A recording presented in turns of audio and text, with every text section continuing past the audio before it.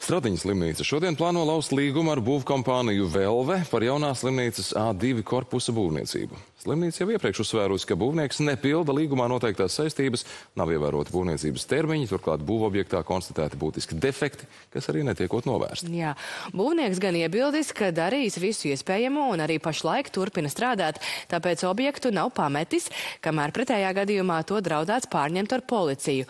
Velve arī norāda, ka tieši līguma laušana būvdarbus paildzinās un sadārdzinās. Par to, kā rīkoties, lai nezaudētu miljoniem eiro un vēl neaizkavētu jaunā korpusa tapšanu, arī citiem nozares aktuāliem jautājumiem šorīt sarunāsimies ar veselības ministru Hosamu Abumeri. Labrīt. Labrīt. Labrīt. Mēs gribētu ar vienu to plašāku jautājumu tomēr iesākt, kas noteikti interesē visu sabiedrību. Risinājums jūs centieni mazināt medikamentu cenas, par ko pirms vairākiem mēnešiem jau arī runājām, arī šajā studijā. Ieceri noteikti šo vienoto uzcenojumu mehānismu. Ko šajā, es atļaušos teikt, visai sarežģītajā sarunu procesā izdevies līdz šim jau taustām panākt? Man liekas, ka daudz izdevas, jo 16. janvārī šogad ministra kabineta apstiprināja vienbalsīgi un atbalsta ziņojumu, kur ir rakstīti datumi un darbi, kur vajadzētu veikt līdz šogada jūnija beigām. Tas nozīmē uzcenojumu modeli apstiprināšanā, ministra kabineta noteikumus grozījums, kas ir saistīti ar kompensējumu medikamentu sarakstu paplašināšanas, ar jauni medikamenti, jauni diagnozi kodi tika ieviest iekšā. Mēs mainīsim arī to modeli, kas līdz šim bijis tā kā kompensēt, sakot ar 50%, 75% un 100%. Mēs gribam sākt ar 75%. Tas nozīmē visi iedzīvotāji, ko šobrīd maksā pusi par medikamentu no gada beigām vai arī īstenībā no vasara beigām, viņi sākt maksāt 75%. Tātad plāns ir jau apstiprināts, un mēs jau sākam strādāt gan ministrijā darba grupas, gan arī, protams, vēl būs priekšā sarunu ar nozare, bet ir skaidrs, ka pēc ziņojuma apstiprināšana janvārī šogad otrā pusē Latvijas iedzīvotāji vajadzētu sākt just, ka kaut kāda cenas ir samazinās, kaut kādi jauni medikamenti, kompensējumi medikamenti ir sākt par kompensējumiem un jauniem medikamentiem tas bez šaubām ir valsts puses jautājums, cik daudz kādu finansējumu atvēlēt, kā to pārdalīt, bet attiecībā uz šo uzcenojumu modeļa izmaiņām, tad tur tomēr liela, negluži izšķirošā, bet tomēr teikšana vai kaut kāds viedoklis spēcīgs, kā mēs teikt, ir arī tai lieltirgotāju pusē. Logiski, ka viņi negrib neko mainīt, jo, ja cilvēki, piemēram, dienā pelna, piemēram, 10 eiro, un tagad valsts saka, nē, jūs pelnīsiet tikai 7 vai 8, un 2 vai 3 eiro palik Latvijas iedzīvotāji, kabatas, jā, tad viņi nebūs apmierināti. Bet pietiks ar to, ka valsts pateiks, ka tā vajag. Bet tā ir solidāri, ja valsts investē kompensējuma saraksti 25 līdz 30 miljonu apmērām, ja valsts ir nāk ar, ja valsts runā, piemēram, ar ražotājiem, ja valsts mēģināja, lai visi kopā nedaudz, gan lieltirgotāji, gan arī ražotāji, visi kopā kaut kāda veidā piedalīsies, lai tā cena samazinātu un lai medikamenti būs pieejamāk. Ja?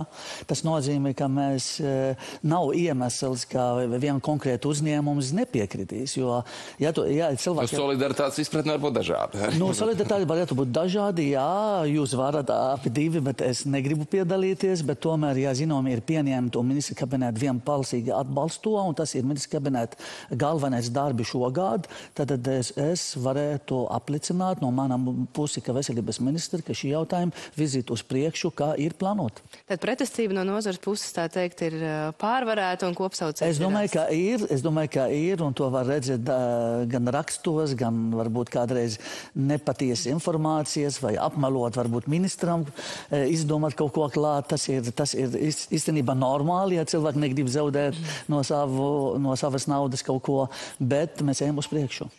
Uz priekšu tad ejam arī mūsu jautājumos par Stradiņa jaunā korpusa būvniecību, jo minējām. Kā jūs redzat, vai šī pašreizējā situācija ir tā saucamā win-win, jeb abas puses, tad vai ir iespējams vispār tādu win-win stratēģiju? Saprotat, man kā ministra un kā politiskais vadītājs ir ļoti svarīgs viens jautājums. pacientu drošībā un lai ārstēšana vai ārstniecības iestādi strādātu. Un ja mēs redzam, ka līdz šodien, un tas šodien ir janvāri, ka ir pārkāpti visi termini, ka darbi neiet uz priekšu, kā vajag, ka visi sarunas, kas notika vasarā un pagājušā gada, arī ar Līga Mengelsona laikā, ka neko būtiski nav mainījies. Un jauna valde, jauna padomi neredz nekādu garantiju, nekādu signālu, ka šī darbības vai būvniecības process iet ātri uz priekšu, tad tas šeit, diemžēl, neviens nebūs vinētājs. Jā. Es domāju, ka vienīgi šobrīd, ko mēs redzam no publiskā telpā, ka tomēr uzņēmums mēģināja pateikt, ka viņš nav vainīgs, ka darīja visu, ko var, bet pēc būtības tas nav taisnība. Un tāpēc man, kā ministri, man ir uzticība gan veselības ministra valsts sekretāri, gan arī jaunā vai pagaida valdi un padomē, ka viņi juridiski dara pareizi, un mērķis ir mainīt ātri, lai turpinātu tas process, virzīt uz priekšu, jo Stradina ir otra lielāka slimnīca valsti, universitātes klinika, un tā ir drošības jautājums. Bet ātri tik un tā jau nebūs. Protams, ka vēl pati saka, ka vēl ilgāk būs, ja līguma lauzīs, nekā tad, ja nelauzīs, tas ir atkal viņu viedoklis, bet stāsts par to, kur, no kā tad šī nauda tiek pārdalīta, no B korpusa tiek paņemta, vai ar ko iet uz priekšu, cik tas laika prasa arī pie līguma laušanas? Patreiz, pateicot būvniecības uzņēmums, valsts zaudēja ap 26 miljonu eiro no Eiropas naudas. Protams. Un ja mēs turpināsim to darīt un neparādīt Eiropas komisija, kāpēc tā notiks un ka mēs mēģināsim mainīt to procesu un aktivizēt to darbu, tad šajā gadījumā mēs zaudēsim vēl vairāk. Tāpēc es domāju, ka no juridiskais pusē un gan valdes, gan domes darbu dara pareizi. Es nejaucu ar to jautājumu katru dienu, bet tomēr vajag uzticēt gan veselības ministra vadībā, gan arī Stradinas valdi. Par citu slimnīcu runājot, par Daugavpils slimnīcu, kas ir ar diezgan lielām smagām finanšu grūtībām, kāda gaita ir saistībā ar ieceri pārņemt slimnīcu? Jā, mēs jau sākam runāt ļoti, kā teikt, aktīvi gan ar jauna valdi, gan ar Daugavpils domes. Un mēs ejam drīz uz ministra kabinētu ar konkrētu ziņojumus. Un es ceru, ka šogad otrā pusē, no juridiskās puses mēs ejam uz priekšu.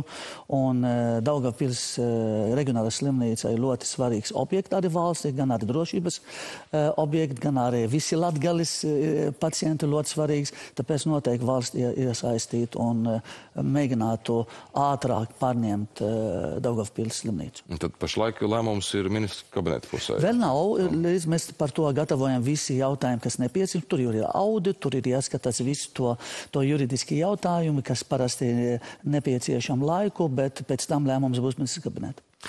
Valsts valodas jautājums slimnīcās ļoti tāda satraucoša stāstus publiskajā telpā arī raisīs, kad ārsti nevar sazināties ar pacientu, jo tas nerunā valsts valodā, un uzstāja, lai ārsts savukārt kompetenti to darītu pacienta dzimtajā valodā. Bieži šeit mēs runājam tieši par krievu valodu. Jaunie ārsti bija aicinājuši slimnīcas ievērot valsts valodas likumu, arī jūs izteicāt gatavību ar slimnīcu vadību par to runāt, vai kaut ko līdz šim šajā virzienā arī esat pagūvis jau? Jā,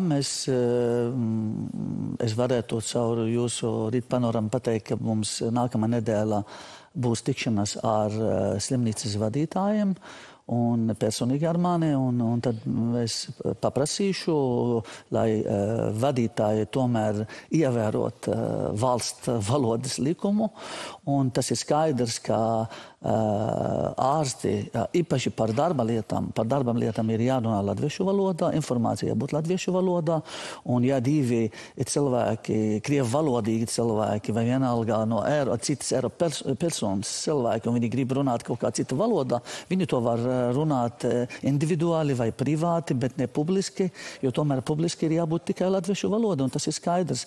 Un katra ārsta un katra pacienta iekšā kabinetā ir viņu darīšanas. Ja es kā ārstu uzskatu, ka pacienti varbūt labāk saprot angļu valodā, un es māku angļu valodā, tad labāk tad man informācija par viņu veselību būs vieglāk angļu valodā. Bet ja tomēr cilvēki nāk un prasa, runājiet ar mani svešu valodā, jo es nemāku latviešu valodā un negribu cita valodā, tad šajā gadījumā ir jāņem līdzi tulkotājs, vai arī pacientam, vai arī jāņem līdzi cilvēku, kurš var tulkot, jo šeit jautājumi ir skaidrs.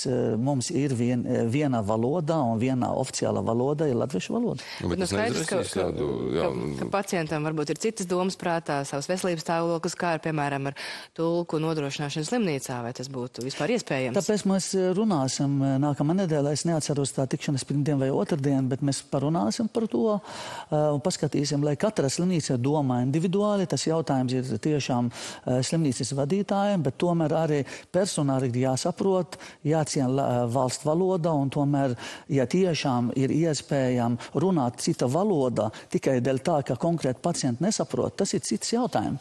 Bet vienkārši par darba lietām un arī rezidenta stāvā, un viņš nesaprot latviešu valodu, runā krievu valodā, tas nav pieņēmami, jo viņam arī jāmācas un jāsaprot. Bet, mēs dzīvojam Latvijā. Inerce milzīgi šajā jautājumā varētu būt sevišķi vecā gadagājuma pacientiem, es domāju, aizejot, tā visu laiku es esmu darījis. Visu laiku es runāju. Ko tad tagad man liek tulku ņemt? Es arī ar veco cilvēku, ja viņš tiešām ir 70, 80 un ja nemāk latviešu valoda, no tā arī cilvēciski, es arī runāju cita valodā ar viņu, ko viņš saprot, ja es māku, jā. Tas ir cits jautājums, bet kopumā, kā mēs dzirdējam sociālajos tīklos, ka tomēr arī ārsti un personāli un publiski viens ar otram runā tikai krievu valodā un jauns ārsts nesaprot, tas nav pieņemam. Pavisam īsi beigās mēs vēlamies pavaicāt, mediķu arotbiedrība neatbalsta ministrijas sagatavotās darba spēka attīstības stratēģijas tālāk virzību.